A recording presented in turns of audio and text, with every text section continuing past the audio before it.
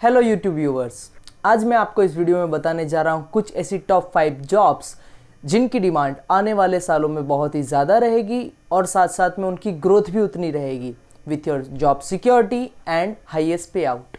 आपका कीमती समय ज़्यादा ना बिगाड़ते हुए हम चलते हैं वो कौन सी ऐसी 5 जॉब्स हैं जो आप अपने कैरियर में शामिल कर सकते हैं। तो दोस्तों, मैं आपको हर एक जॉब की डिटेल्स के साथ में इंफॉर्मेशन प्रोवाइड कराऊंगा, जैसे वो जॉब किस चीज़ की है, उसकी रिक्वायरमेंट क्या है, उस सैलरी में आपको कितना पे आउट हाईएस्ट टू हाईएस्ट जा सकता है। सो फर्स्ट जॉब है ब्लॉकचेन डेवलपर की। सबसे पहले हम देखेंगे व्हाट इज़ इट, ये क्या है। सेकेंडरी चीज़ हम ये देखेंगे कि what is job role of blockchain developer, वो चीज़ हम देखेंगे। थर्ड चीज़ हम देखेंगे कि what is salary expect from you this job and highest pay out उसका कितना जा सकता है। तो आखिर में ब्लॉकचेन डेवलपर होता क्या है? ब्लॉकचेन डेवलपर एक बंदा होता है किसी भी ऑर्गेनाइजेशन में या फिर किसी भी सिस्टम में जो क्या काम करता है, करोड़ों या फिर लाखों जो ट्रांजैक्शन हो रहे हैं, ठीक है, तो उनको जो एक साथ मैनेज करने का टाइम है, वो ट्रांजैक्शन जो एक यूज़र से लेके जो इनपुट आ रहा है वो इनपुट आपके ऑर्गेनाइजेशन तक सिक्योरली पहुंच रहे हैं नहीं पहुंच रहे हैं, या फिर उन जो पूरा भी जो चेन है उनको कहते हैं ब्लॉकचेन। तो ब्लॉकचेन डेवलपर के लिए आपको किन किन चीज़ों की ज़रूरत पड़ेगी? सबसे पहले अगर आप स्टडी या फिर अपनी जॉब कर रहे हैं पार्ट टाइम में, तो आप ब्लॉकचेन डेवलपर का कोर्स, उसी के साथ साथ आपको एक बैचलर्स डिग्री चाहिए होगी। कुछ लैंग्वेजेस जैसे कि जावा, C++, पाइथन, इन लैंग्वेजेस का नॉलेज भी होना आपको ज़रूरी है। सो आप इस जॉब से अपना सैलरी कितना एक्सपेक्ट करते हैं? अगर इंडिया में देखा जाए तो मिनिमम जो जॉब ब्लॉकचेन डेवलपर की है उसमें मिनिमम जो सैलरी ऑफर हुआ वो है 5.92 lakhs पर एनम, और हाईएस्ट टू हाईएस्ट ये जॉब गई है 30 lakhs per annum.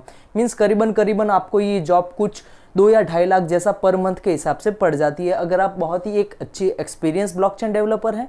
So second job है डेटा साइंटिस्ट की। आपने कई बार प्रमोशंस देखे होंगे यूट्यूब पे कि डेटा साइंटिस्ट का ये कोर्स कर लो, लेकिन सबसे पहले ये जानना ज़रूरी है कि डेटा साइंटिस्ट एक्चुअल में है क्या।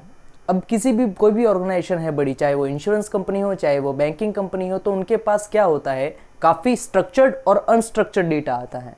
तो डेटा साइंटिस्ट का मेनली काम ये रहता है कि उन डेटा को एक टाइप से मैनेज करना, फिर उस मैनेज डेटा से कंपनी की प्रॉफिटेबिलिटी देखना, फिर उनके साथ साथ कंपनी की ग्रोथ, उसके साथ साथ कंपनी की क्या ब्रांड वैल्यू बन रही है, वो भी काम डेटा साइंटिस्ट का होता है।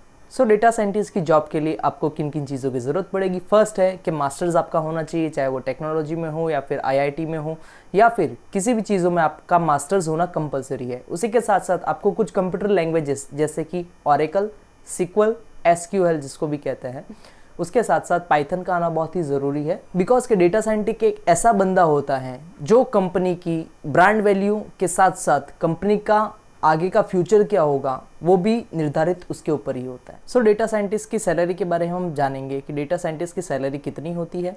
इंडिया के हिसाब से अगर देखने जाएं तो डेटा साइंटिस्ट की जो मिनिमम सैलरी हमने देखी है ग्लासडोर पे वो है 6 lakhs पर एनम, और ये मैक्सिमम सैलरी जा रही है 45 lakhs per annum. So third job जो है वो पैरालीगल स्टडीज़ या फिर लिटिगेशन सपोर्ट। इसको हम एज ए एडवोकेसी के तौर पे भी जानते हैं। एडवोकेट के नाम से तो आप भली भांति परिचित होंगे ही, ठीक है। एडवोकेसी को स्टार्ट करने के लिए आपको बैचलर्स स्टार्टिंग में चाहिए होगा। उसके बाद अगर आप मास्टर्स करना चाहें LLB में तो मास्टर्स भी कर सकते हैं। उसी के साथ साथ आपको पैरालीगल स्टडीज़ का एक कोर्स करना पड़ेगा। एडवोकेट का या फिर कोई भी पैरालीगल स्टडीज़ का कोई एक्सपर्ट है तो उनकी मिनिमम जॉब जो इंडिया में है वो है 3 lakhs पर एनम, और ये मैक्सिमम जा रही है 50 lakhs पर एनम। सो फोर्थ जॉब की तरफ आगे बढ़ते हुए हम देखते हैं कि फोर्थ जॉब कौन सी है। फोर्थ जॉब है सेल्स पर्सन की जॉब। पिछले कई टाइम से देखा गया है या फिर कितने सालों की स्टडीज़ या रिसर्च से ये पता चला है कि ऑन एन एवरेज 26% सेल्स की जो जॉब्स है या फिर जो वैकेंसीज हैं उनमें इंक्रीमेंट 26% से आया हुआ है। सेल्स पर्सन एक ऐसा बंदा होता है जो किसी भी बड़ी ऑर्गेनाइजेशन से लेके उसके कस्टमर के बीच का जो मीडिएटर होता है। सेल्स पर्सन ही डिसाइड करता है कि इस कंपनी, ये जो कंपनी में काम कर रहा है वो कंपनी आगे के दशकों तक चलेगी या फिर नहीं चलेगी। सो सेल्स पर्सन आप एक बेटर कैरियर के तरीके से चुन सकते हैं। सेल्स पर्सन के लिए आपको चाहिए ज़्यादा कुछ नहीं, सिर्फ एक बैचलर्स डिग्री या फिर बहुत सारा आपको experience in the sales field, चाहे वो इंश्योरेंस में हो सकता है, चाहे वो बैंकिंग सेक्टर्स में हो सकता है, या फिर आपकी अदर कोई जो सेल्स फील्ड है उसमें हो सकता है। सेल्स फील्ड में जो मिनिमम आपको सैलरी ऑफर होगी वो बहुत ही कम होगी, बट जैसे जैसे आपका एक्सपीरियंस बढ़ेगा, जैसे जैसे आपका ग्रोथ होगा, उसके हिसाब से ये सैलरी जाती है आपकी 45 lakhs पर एनम। सो आगे बढ़ते हैं लास्ट एंड फिफ्थ जॉब की तरफ, जो है cyber security expert.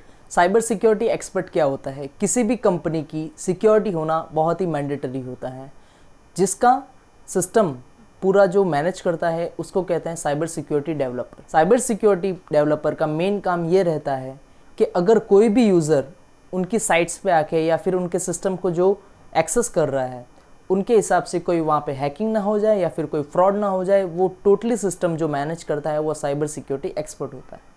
Cyber security का कोर्स करने के लिए आपको मेनली बैचलर्स डिग्री की ज़रूरत होती है। अगर आप बहुत ही एक्सपीरियंसड हैं तो आपको मास्टर्स डिग्री चाहिए होगी उसके लिए, अगर आप बहुत ही अच्छी कंपनी में एप्लीकेशन दे रहे हैं।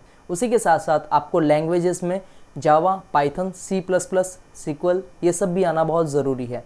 उसी के साथ साथ आपको फ्रंट एंड और बैक एंड डेवलपर्स में क्या क्या हो रहा है ये भी जानना बहुत ज़रूरी है। साइबर सिक्योरिटी एक्सपर्ट की जो सैलरी होती है वो इंडिया के हिसाब से 6 लाख पर एनम जो है मिनिमम है।